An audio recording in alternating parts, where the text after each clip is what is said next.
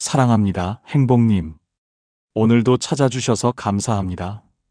같이 있으면 괜히 신경 쓰이고 피곤한 사람이 있습니다.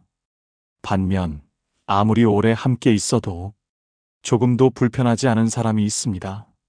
처음엔 다들 괜찮아 보입니다. 하지만 시간이 지나면 답답하고 피곤하고 벗어나고 싶은 사람이 있고 함께 할수록 편하고 든든하고 즐거운 사람이 있습니다. 이 차이를 모르면 쓸데없는 인간관계에 에너지를 낭비하게 됩니다. 반대로 딱 한 가지만 보면 이 사람이 내 사람인지 아닌지 확실히 알 수 있습니다. 나를 힘들게 하는 관계는 이제 그만. 진짜 오래갈 사람을 알아보는 법, 지금부터 알려드리겠습니다. 오늘의 주제가 마음에 드신다면 구독과 좋아요 눌러주세요. 여러분의 마음을 울리는 컨텐츠로 보답하겠습니다. 첫 번째, 가치관이 크게 충돌하지 않는다. 좋아하는 음식이 다르고 취미가 다르고 성격이 다른 것은 큰 문제가 되지 않습니다. 하지만 가치관이 다르면 아무리 친한 사이라도 결국 멀어지게 됩니다. 작은 차이는 넘어갈 수 있어도 가치관이 맞지 않으면 언젠가 벽에 부딪히게 됩니다. 인생에서 무엇을 중요하게 생각하는지, 어떤 태도로 세상을 살아가는지, 이런 것들이 다르면 어느 순간부터 대화가 더 이상 이어지지 않습니다. 가치관이란 사람이 세상을 바라보는 기준입니다. 이 기준이 다르면 비슷한 경험을 해도 해석이 완전히 달라집니다. 공자가 말했습니다.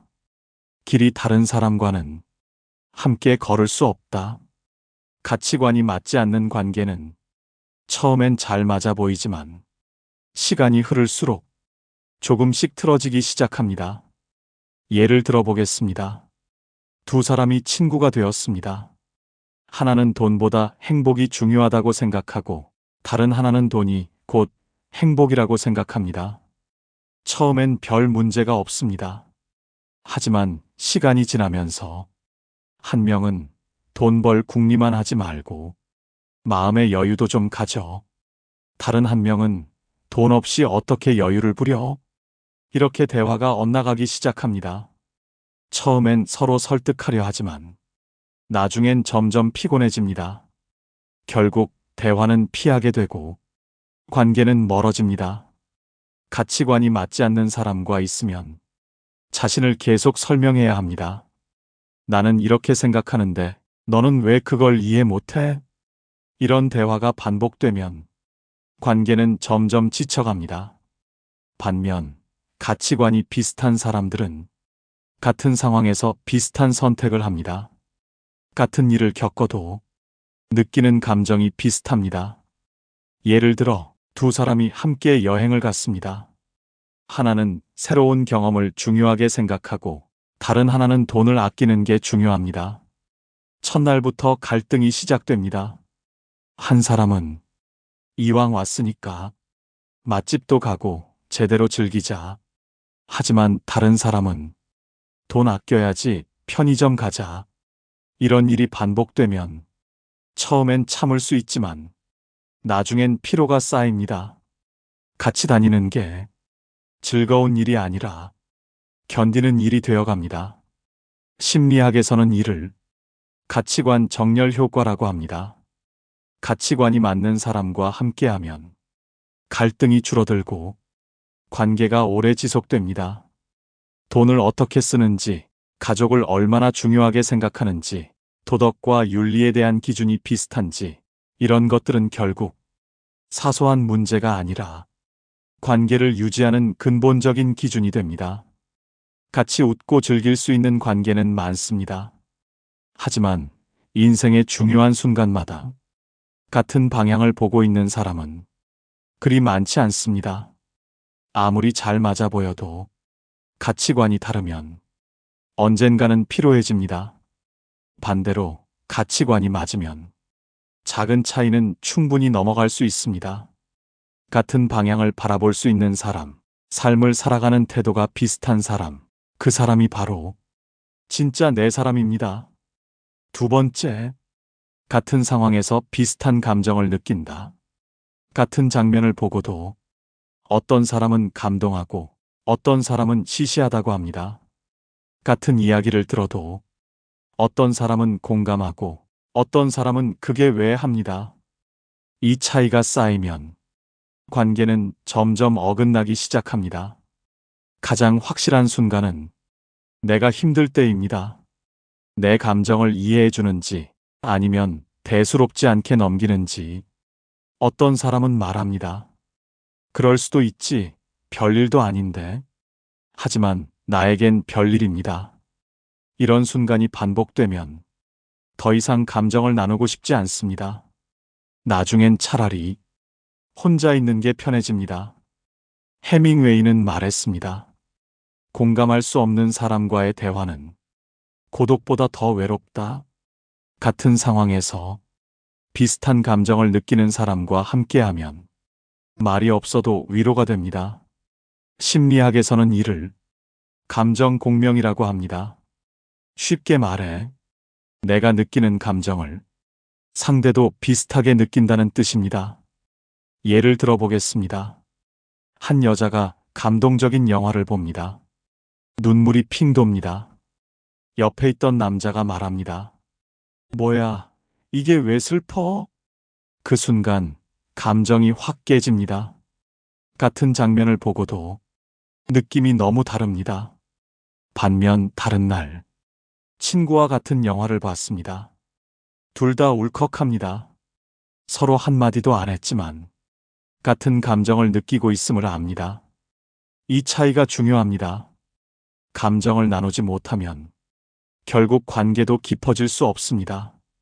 같은 곳에서 웃고, 같은 곳에서 감동하고, 같은 곳에서 분노할 수 있는 사람.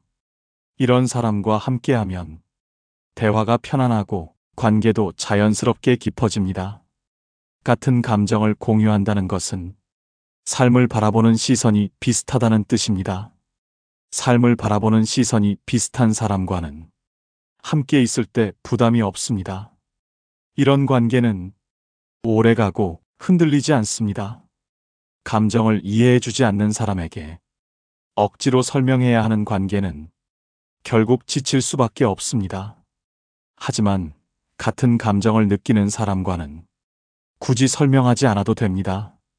그냥 눈빛만 봐도 압니다. 그런 사람이 곁에 있다면 놓치지 마세요. 그 사람이 바로 진짜 내 사람입니다. 세 번째, 대화 템포가 비슷하다. 말이 빠른 사람과 느릿한 사람은 끝까지 안 맞습니다. 처음엔 괜찮아 보이지만 시간이 지나면 서로 답답해서 미쳐갑니다. 한쪽은 빨리 좀 말해. 다른 쪽은 왜 이렇게 급해? 결국 감정의 골이 깊어집니다. 말이 빨라지면 상대는 재촉당하는 기분이 들고 머릿속이 하얘집니다. 다급해진 나머지 아무 말이나 내뱉게 되고 대화의 본질은 사라집니다. 쇼펜하우어는 말했습니다. 말을 서두르면 진실이 사라지고 그 자리에 조급함만 남는다. 심리학에서는 이를 대화 리듬 불일치라고 합니다. 사소해 보이지만 이것만으로도 관계는 무너집니다. 빨리 말하는 사람은 자신이 끼어들었다는 자각조차 없습니다. 느리게 말하는 사람은 억지로 속도를 맞추려다 점점 말이 줄어듭니다. 처음엔 대화였지만 나중엔 일방적인 통보가 됩니다. 한쪽은 숨이 막히고 한쪽은 속이 터지고 이런 관계 오래가기 어렵습니다. 대화는 템포입니다. 대화의 속도가 다르면 서로 피곤해질 수밖에 없습니다. 서로 말이 끊기지 않고 대화가 자연스럽게 이어지는 사람. 그 사람이 바로 나와 잘 맞는 사람입니다. 말이 잘 통하는 사람과 있으면 머릿속이 맑아지고 대화할수록 편안해집니다. 플라톤은 말했습니다. 대화는 단순한 말이 아니라 두 영혼의 리듬이다. 대화가 편한 사람과 함께하면 신뢰가 쌓이고 갈등이 생겨도 쉽게 풀립니다. 대화가 불편한 관계라면 이미 틀린 관계입니다. 말을 할 때 눈치 보지 않아도 되는 사람. 그 사람이 바로 진짜 인연입니다. 네 번째, 유머 코드가 맞는다. 웃음은 가짜가 아닙니다. 억지로 맞출 수도 없습니다. 웃긴데 안 웃기는 척할 수 있어도 안 웃긴 걸 진짜로 웃을 순 없습니다. 그래서 유머 코드가 안 맞으면 그 관계는 결국 삐걱거립니다. 이게 얼마나 중요한지 겪어본 사람은 다 압니다. 어떤 사람과는 같은 장면에서 동시에 웃습니다. 눈만 마주쳐도 피식, 그 순간 말이 필요 없습니다. 반면 어떤 사람은 웃기려고 하는데 전혀 안 웃깁니다. 재미없는데 웃어줘야 하나? 어색한 기류가 흐릅니다. 심리학에서는 이를 유머 공감 불일치라고 합니다. 쉽게 말해, 이 사람과 나는 세상을 바라보는 시각이 다르다는 뜻입니다. 니체는 말했습니다. 같이 웃지 못하는 사람과는 오래 갈 수 없다. 같이 웃을 수 없는 사람과 무슨 이야기를 하고 어떤 감정을 공유하겠습니까? 예를 들어보겠습니다. 남편이 신나서 농담을 합니다. 여보, 나 이제부터 모델 하려고. 아내가 묻습니다. 뭐, 무슨 모델? 남편이 대답합니다. 돼지갈비 모델. 이때 반응이 두 가지입니다. 첫 번째, 하하, 뭐야, 진짜 바보 같아. 농담이 유치해도 서로 장단을 맞추며 웃습니다. 두 번째, 그게 재밌어? 눈빛이 싸늘해지고 순간 분위기가 묘해집니다. 그때부터 유머는 상대방을 웃기기 위한 게 아니라 그냥 혼자 하는 말이 됩니다. 재미없어도 맞장구 쳐야 하나? 이 고민이 들기 시작하면 이미 그 관계는 삐걱대고 있습니다. 같이 웃을 수 있는 관계는 오래갈 확률이 높습니다. 그 이유는 간단합니다. 유머가 통한다는 것은 감정의 코드가 맞다는 뜻입니다. 감정의 코드가 맞으면 대화가 자연스럽게 이어집니다. 대화가 자연스럽게 이어지면 함께하는 시간이 즐겁습니다. 함께하는 시간이 즐거우면 그 관계는 쉽게 무너지지 않습니다. 억지로 맞출 필요 없는 관계, 눈만 마주쳐도 피식 웃게 되는 관계, 그런 사람이 곁에 있다면 그 사람은 진짜 내 사람입니다. 이게 바로 편한 관계의 핵심입니다. 억지로 맞추지 않아도 되는 관계, 눈만 봐도 피식 웃을 수 있는 관계, 어떤 일이 있어도 서로를 향해 웃을 수 있다면 그 사람은 내 사람입니다. 다섯 번째, 갈등이 생겨도 해결 방식이 비슷하다. 사람과 사람 사이에서 갈등은 피할 수 없습니다. 하지만 중요한 것은 그 갈등을 풀어가는 방식입니다. 어떤 사람은 문제가 생기면 대화로 해결하려 합니다. 어떤 사람은 그냥 참고 넘어가려 합니다. 또 어떤 사람은 화를 내며 감정을 쏟아냅니다. 갈등이 생겼을 때 해결 방식이 맞지 않으면 그 관계는 오래가기 어렵습니다. 한쪽은 대화로 풀고 싶은데 다른 쪽은 피하려고만 하면 결국 상처가 쌓입니다.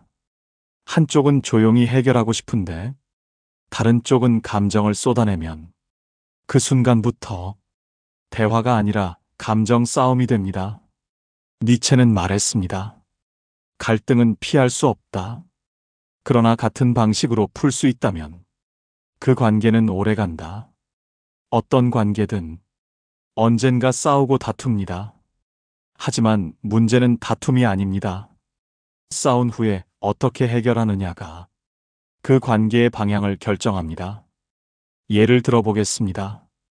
두 명의 동료가 같은 프로젝트를 진행하고 있습니다.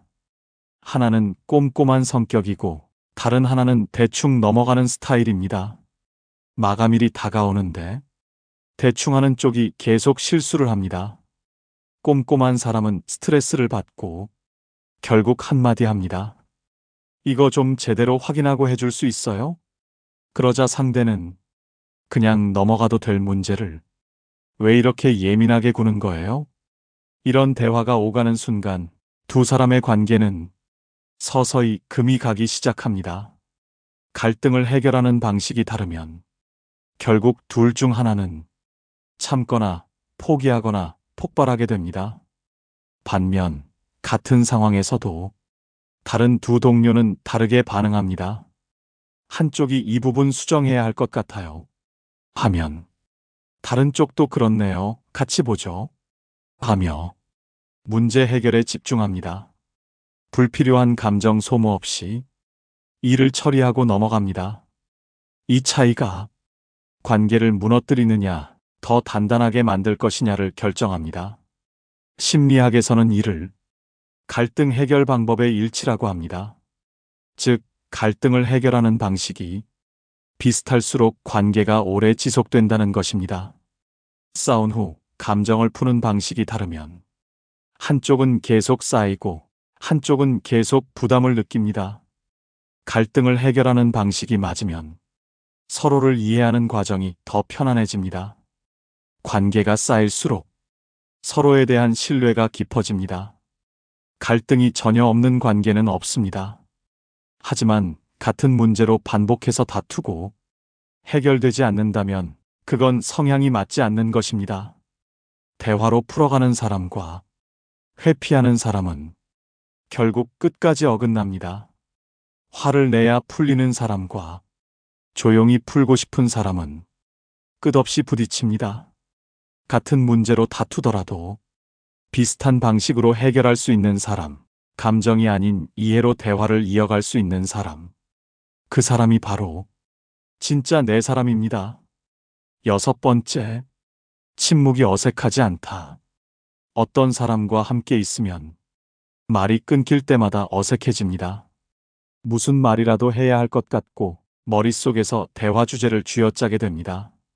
하지만 어떤 사람과 함께 있으면 굳이 말을 하지 않아도 편안합니다.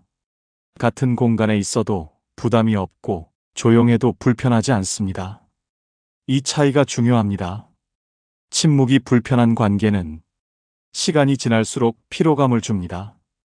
반면 침묵이 편한 관계는 그 자체로 안정감을 줍니다.